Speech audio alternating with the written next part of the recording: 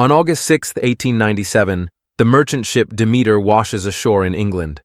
Among the wreckage found by the police is the log kept by her captain, Elliot.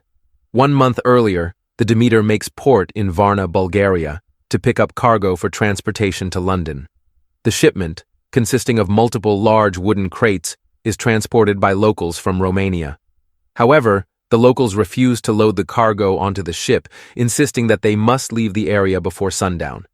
One of them hands the quartermaster, Wojciech, and another crewman, Olgarin, a large sum of money and wishes the Demeter a safe voyage before departing with the others. Clemens, a doctor educated at the University of Cambridge, overhears that the ship is looking for crewmen. He attempts to convince the crew that his medical skills and knowledge of astronomy would make him a valuable asset to them. Wojciech rejects him and hires an older man instead, but while helping to load one of the crates, the new hire, frightened upon recognizing the dragon emblem on its shorter side, accidentally releases the tackle rope, causing the crate to fall. Clemens witnesses the accident and saves Elliot's grandson, Toby, from being crushed by the loose crate. The new hire declares the dragon emblem a bad omen and leaves. Out of gratitude for Clemens's intervention, Elliot hires him as a replacement.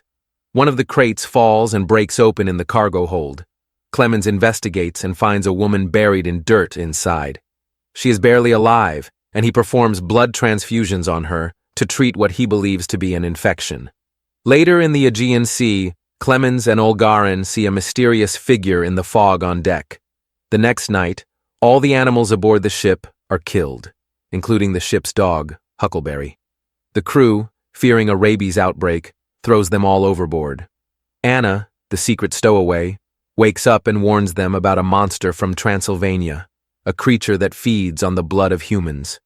In her town, they called it Dracula, to whom she was given as a slave of blood so that the monster would leave them alone. She claims that Dracula is already aboard the ship and looking to feed, revealing several bites on her body.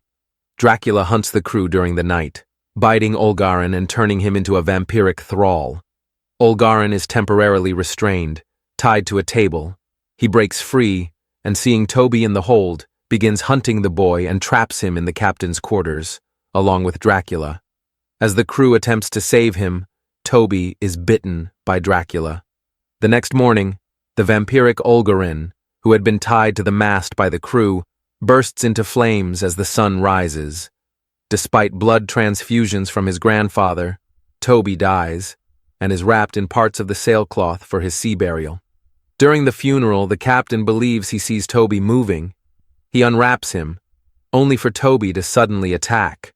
The vampiric Toby catches fire in the sunlight, also severely burning his grandfather, before Clemens is able to throw him into the ocean. The remaining crew want to destroy the ship and drown Dracula to prevent him from causing chaos once they reach London. Captain Elliot, Abrams, and Wojciech are killed by Dracula, and Anna is bitten during an attempt to save Clemens. Clemens rescues Anna by hitting Dracula with an axe, and Anna manages to crush Dracula with a part of the mast. Anna and Clemens jump ship, thinking the vampire is dead. Before sinking, the ship ends up running aground on the British coast, enabling Dracula to push the mast off of his body, roaring in victory.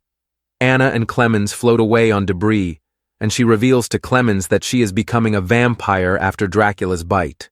Clemens' blood transfusions only delay the change. As the day dawns, and not wanting to become a monster, Anna willingly immolates herself in the sunrise as Clemens drifts ashore. Arriving in London, Clemens goes to a local tavern where he draws Anna's portrait in his notebook.